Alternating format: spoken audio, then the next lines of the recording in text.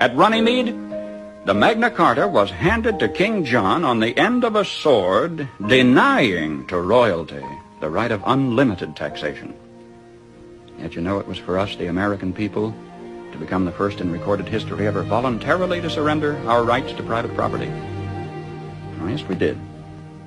With an innocent-sounding constitutional amendment, the 16th, which says that Congress shall have the power to lay and collect taxes on incomes from whatever source derived, and we forgot to put any limit on the extent to which we could tax ourselves. Conceivably, we could be taxed out of all private property. We could be taxed not 70%, 80%, 90%, but 100%. We could awaken one morning and find that the government owns the farm and the house and the car and has a mortgage on the church, legally.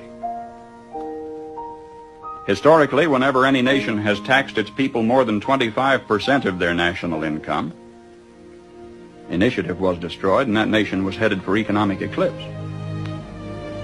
History says we'll roll forward on momentum for a little while, but we'd better get some more gas in the tank pretty quick. You see, ours is not the first, by George, good government to arise on the world stage. There have been several.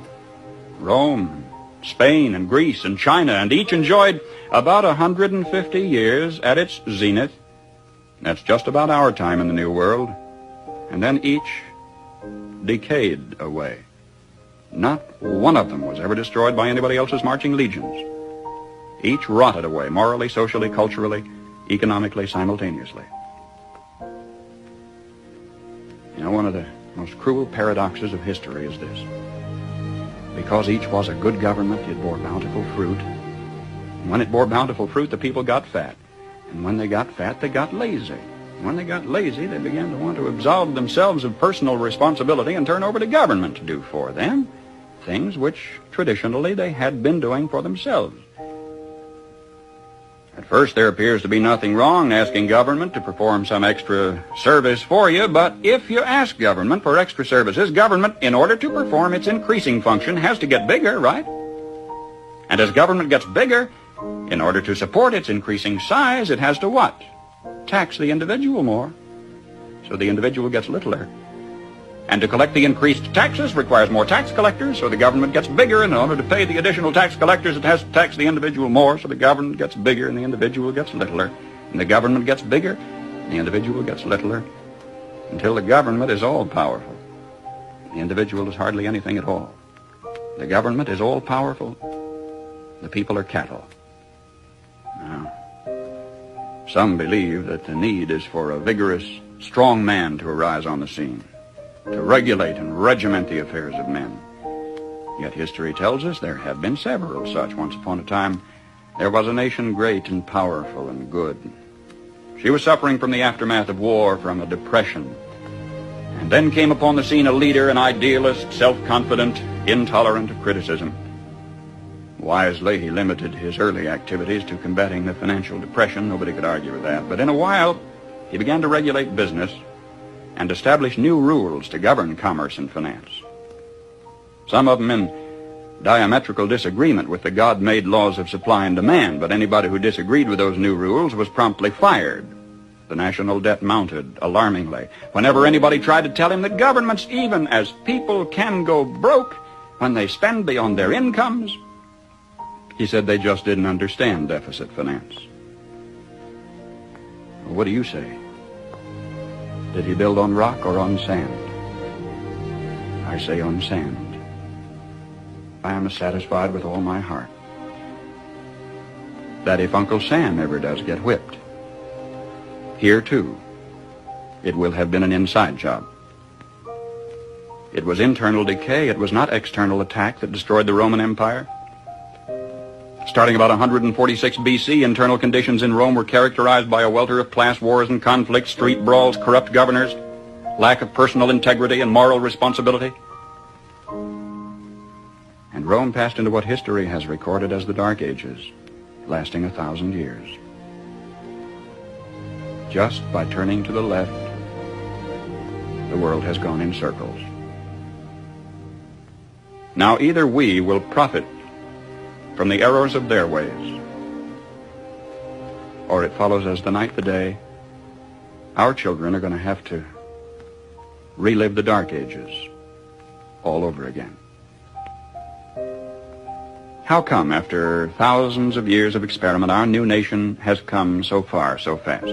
All this in less than 200 years. What is the secret of our success? Well, I think it had to do with a basic American's creed. Perhaps it never passed the pioneer's lips in this form, but if it had, I think he would have said something like this: I believe in my God, in my country, and in myself. I know that sounds like a trite, too simple thing to say, and yet it's a rare man today who will dare to stand up and say, I believe in my God and my country and in myself, and in that order. Well, sir, when that early pioneer turned his eyes toward the West, he didn't demand that somebody else look after him. He didn't demand a free education. He didn't demand a guaranteed rocking chair at eventide. He didn't demand that somebody else take care of him if he got ill or got old. There was an old-fashioned philosophy in those days that a man was supposed to provide for his own and for his own future. He didn't demand a maximum amount of money for a minimum amount of work. Nor did he expect pay for no work at all. Come to think of it, he didn't demand anything. That hard-handed pioneer just looked out there at the rolling plains, stretching away to the tall green mountains, and then lifted his eyes to the blue skies and said, thank you, God. Now I can take it from here. Well, that spirit isn't dead in our country. It's dormant. It's been discredited in some circles, driven underground, but it isn't dead. It's just that a few seasons ago, politicians baiting their hooks with free barbecue and trading a Ponzi promise for votes began telling us we don't want opportunity anymore, we want security. We don't want opportunity, they said, we want security. They said it so often we came to believe them. We wanted security. And they gave us chains, and we were secure. Suddenly, with our constitutional guarantees depleted, with our national character eroding away, with our tax laws penalizing those who dare to prosper, with workers concentrating on how little they can get by with instead of how much they can produce, suddenly we looked overhead one day to discover that the first tin moon in space was a Russian accomplishment. That free men dragging their feet had been outdistanced by slave workers dragging their chains. And we were sore afraid. Perhaps this was a disguised blessing, too.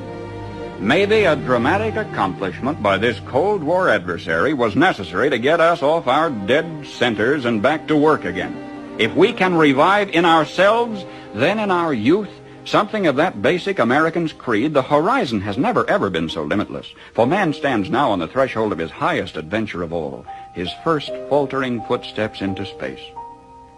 20 years from today, half of the products you will be using in your everyday living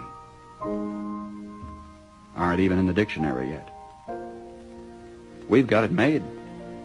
If we just keep on keeping on, we've got it made. And if we don't, we will follow those other great nation-states of history into the graveyard of ignominious oblivion. History promises only this for certain: we will get exactly what we deserve.